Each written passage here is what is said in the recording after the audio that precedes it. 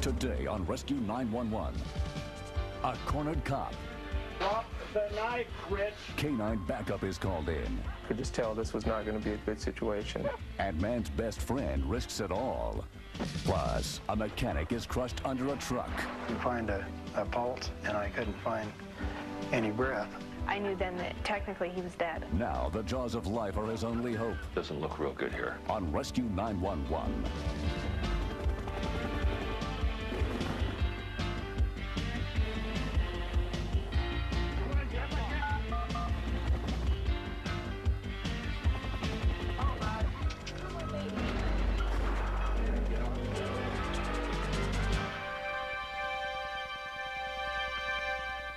We begin just after midnight on March 8, 1993 in Modesto, California.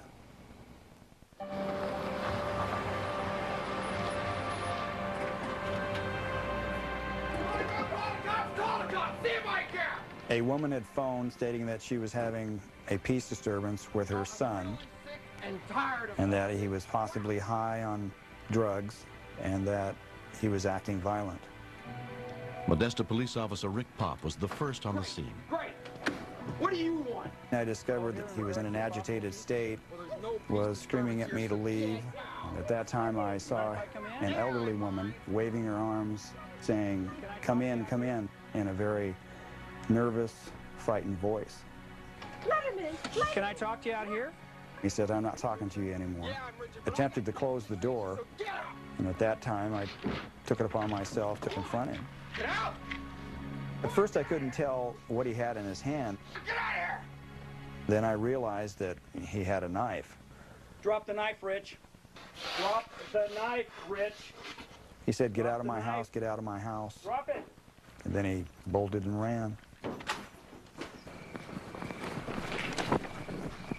Backup officer Jim Sanders joined the pursuit. I could see Officer Popp chasing the suspect down the roadway of the mobile home park. I radioed dispatch that we need additional officers, then began to chase the suspect in the patrol unit.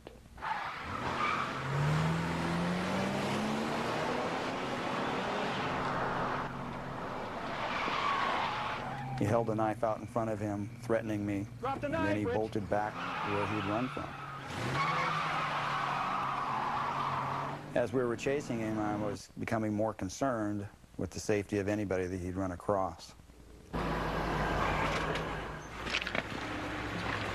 Drop it, now! Drop it! I got out of the patrol unit with my weapon drawn, yelling for him to stop, and also dropped the knife. At that point, I felt if he did not comply with our orders that I was going to have to use deadly force against this person. When we continue, I was thinking, all right, he's throwing the knife down, let's end it, send Duke. As Duke was running toward him, he turned and he still had the knife. When Modesto police officers arrived at the scene of a domestic disturbance, the suspect threatened them with a knife before fleeing on foot. Additional backup units en route included canine officer Gene Ballantyne and his partner of 4.5 years, Duke.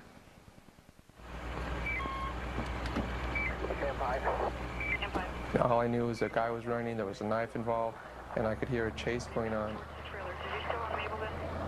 I could just tell this was not going to be a good situation that we were going into. I was just very nervous. Whenever I get anxious and my adrenaline starts flowing, Duke feels that way also. We're together 24 hours a day, and because of that, you get this very close bond. He's my best friend, my partner, my confidant. I mean, I'll tell Duke things that I would never tell anyone else.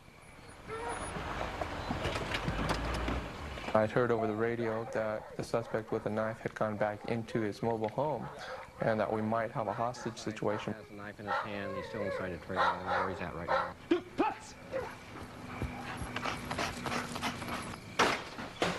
Get out of here! Leave me alone!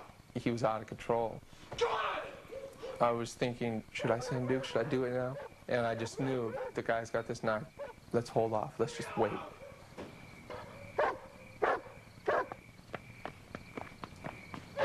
I didn't think he had the knife anymore. So I was thinking, all right, he's throwing the knife down. Let's end it, send Duke.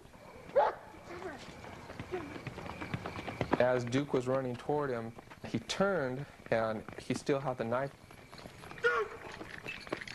It was like my heart dropped. I thought, oh God.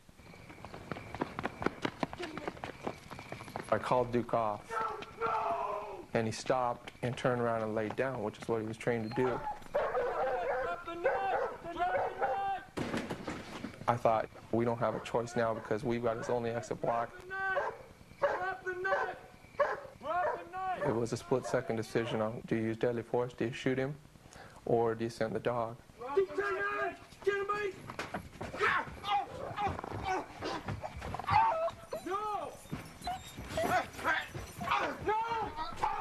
I charged him and then physically restrained him, knocking the knife from his grip. I could hear Duke kind of whimpering. He had gotten to the bottom of the stairs and he was just kind of laying on the sidewalk. Duke! Buddy, you okay? I went to grab Duke, and then my hand slid around the left side and I came up with just this handful of blood. Okay, it'll be okay, bud. When he kind of licked me in the face. It was like, God, he's telling me goodbye. I was thinking, man, I don't think we're gonna make it. K-9 Officer Ron Cloward had also responded to the call. It was heart-wrenching knowing that the dog had been stabbed, not knowing how serious it was. It could have been my dog, it could have been me in that situation. Easy. We know that our dogs are there to take the ultimate sacrifice so that an officer doesn't have to, but when it happens, it hurts deep down inside. Some help out here, please! We got the first aid kit out of the trunk of his car and started wrapping bandages around the area of where the wounds were at. Good boy, I'm so proud of you. At that point, I was just thinking this was probably the end. Come on. See, there's an ambulance coming. He was just laying there with his eyes open, and it was so sad. I picked him up. I said, no, we're not waiting for anybody. Let's go now. Duke was rushed to Modesto's veterinary emergency clinic in critical condition. I was just, do something, and do something fast. They were trying to figure out how many times he'd been stabbed, where he'd been stabbed. He was stabbed on his left side. We just knew that he was bleeding a lot and he wasn't making any moves at all. Well, it's a pretty decent wound. 2 deep stab wounds had punctured Duke's chest, cutting through lung tissue and major blood vessels. It was like he didn't even see me there. And that was the first time I've ever experienced him not even realizing I was there. You can see how bad he's bleeding. It may not have changed yet, but let's take a look at it. Although Duke was stabilized, after 2 days, his condition had deteriorated so much he was transferred to UC Davis Veterinary Medical Teaching Hospital and put under the care of Dr. Janet Aldridge. He developed difficulty with breathing and he was becoming very anemic. Centimeter. In my opinion, he was very likely to die within the next 12 hours. Well, I was watching because he Although Duke was on medication and in an oxygen cage, his condition was not improving. He was alert and not resting until Jean was in the room. I could see by monitoring devices that when Jean was with him, the dog was more relaxed. His blood pressure dropped and that he went to sleep. Better and better, Jean. That's amazing. So we invited Jean to be hospitalized with him. For the next 7 days, Jean never left Duke and even slept in his cage with him. We've relied on each other through our whole career. He relies on me for his safety. I rely on him for my safety. And here he had just done this for me, and it was real important for me to try and do something to help him. This says, to Duke, get well soon. You're a hero. We love you. The community support was amazing. It says, I hope every day another box would come, and it would be just full of mail for Duke. There were get well cards from people that had drawn pictures and said, get well, Duke, we love you, come back home. And I read every single one to him. It kept me going, and I think that kept Duke going too. 2 weeks after the stabbing, Jean got his 30th birthday wish. Duke was finally well enough to go home. All the nurses and doctors from the hospital were there. And we just had a huge party. They gave Duke a little diploma for being an outstanding patient in ICU. It was neat. It was a real neat thing. Again, that's Corporal Ballantyne and the Modesto Police Department and that dog Duke. Duke is retired now, I hear, and enjoying a life of leisure at home, but his boss still has to work. Duke's become kind of a local hero. He hates retired life, lays around the house now and does nothing but just get fat and think about poodles, but right now he's doing excellent. Thank you very much. The suspect who stabbed Duke was subsequently found guilty of multiple felony charges and sentenced to 11 years in jail. Just to see a happy Duke again and to see everybody giving him all this attention and all the support, I'm like a proud papa. That's my boy. He done fine. He did a good job. He saved a life that night, and I think he deserves all the attention that he can get. Corporal Ballantyne, thank you very much. Thank you, Duke. We want that to go in his trophy case. We heard he's got quite a bunch of trophies. Next. The emergency brake was on, it was in park, and nobody thought to block it or anything. Just 3 days after Christmas in 1992, John Brickey and his wife Carrie were hosting a family gathering at their home in Eatonville, Washington, to celebrate the holiday a little late. John had surprised his father, John Sr., with a very special gift. All right, guys, let's go about now. What he had given me was a hat. And there were keys in the hat. And out in his garage that was shut was a pickup. And it was mine. Bring it on up. The transmission leaked in it. And it was leaking real bad. Is that pretty close there? Bring it on up, okay? John was planning to fix the truck before his father drove it home. That look pretty good? Right. Johnny's a mechanic. He'd been a mechanic for about 8 years. Yeah, it's high enough now. Let's see if I should be able to get to the linkage here. The emergency brake was on, it was in park, and nobody thought to block it or anything. There's the linkage here. I'll get situated around here and we'll see what else we need to get this thing fixed and all ready to go. There we go. Pry this loose, maybe we can take this thing out and get this linkage off of here. We can get it going good. Oh yeah, I should be able to get that. I just stepped back from the pickup, and it does seem like I heard a click.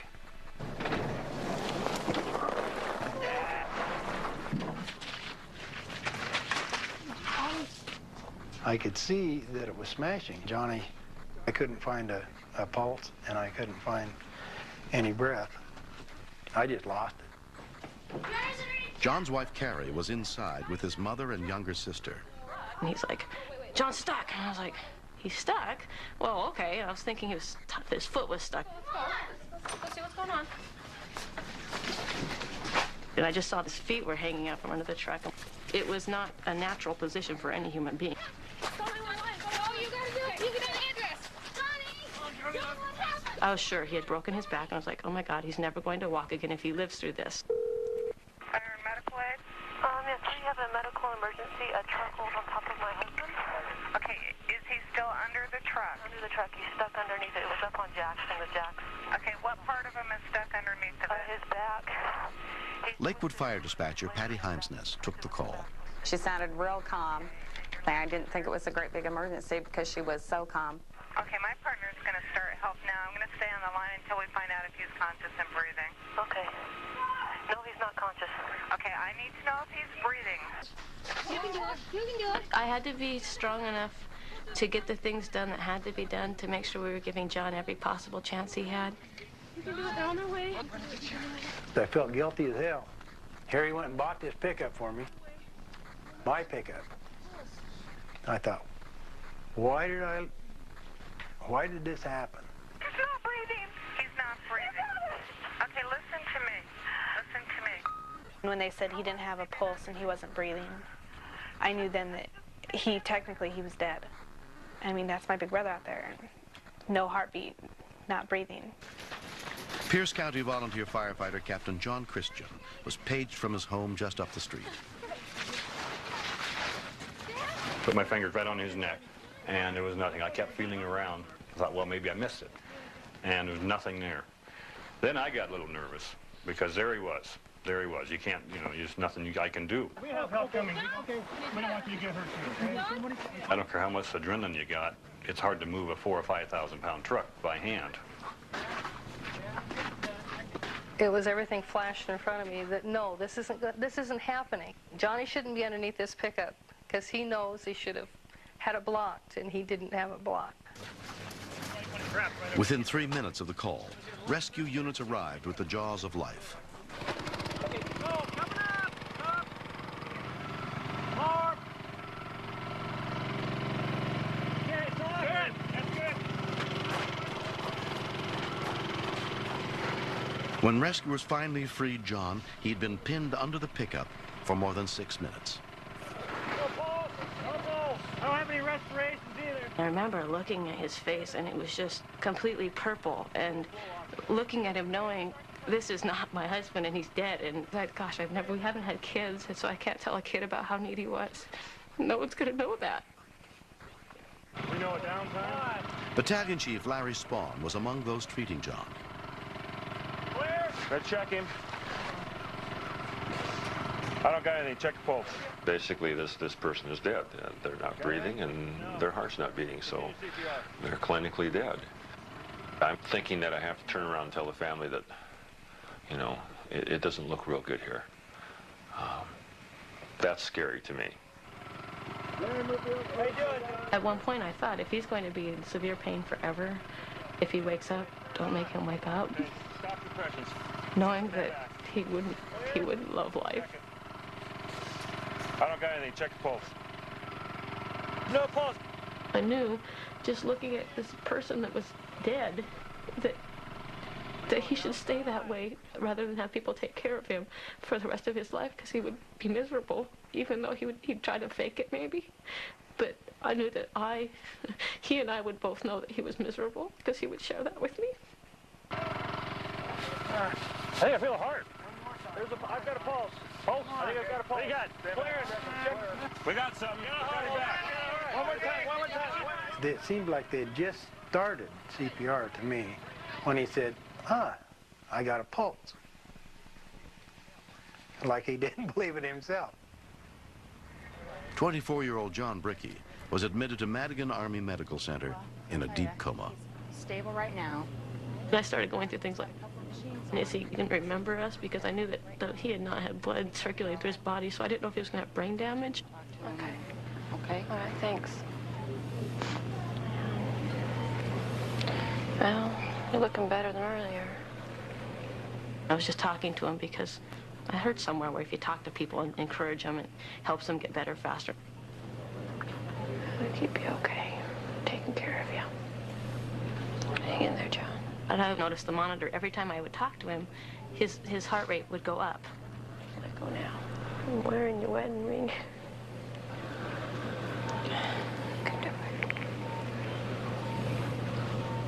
I just started crying. I was like, gosh, he knows who I am when I'm talking to him, even though he can't talk to me. Within 3 days, John came out of the coma, to the amazement of his doctor, Lawrence Levine. He woke up almost like throwing a switch. There did not appear to be any obvious spinal cord damage, any obvious brain damage. It's as if he went to sleep for a prolonged period of time and woke up and says, hello, I'm here, I'm back. Another one? More than a year has passed since the incident. Remember, there's no brain damage at all. It's really, really amazing. The only thing that he doesn't remember that day, but that's the day I just didn't forget too. I remember walking in. I didn't chalk the wheels, which, being a mechanic and that, I should have known better. You weren't even awake. I learned that the little things can really cost you if you're not cautious. What do you say, Squash? Hi, Kevin. Hi, how are you guys doing? Let's stop the meeting for a minute. We had the association meeting. John was here, and he thanked the volunteers for doing what they had done. Okay. Choked a few of us up. How are you doing? Good, Larry. How are you? We get cards and letters from family members all the time, but this was different. This was the actual patient who wanted to express his gratification for what we had done. In your upright position this time. John subsequently joined the Pierce County Volunteer Rescue Squad. He wants to do things for other people, and he isn't so self-centered that he's got to have everything for him. He's just one of my special kids. You know, he's special. It'd be awful hard to do without him. How you doing? Good pizza? Yeah. All right.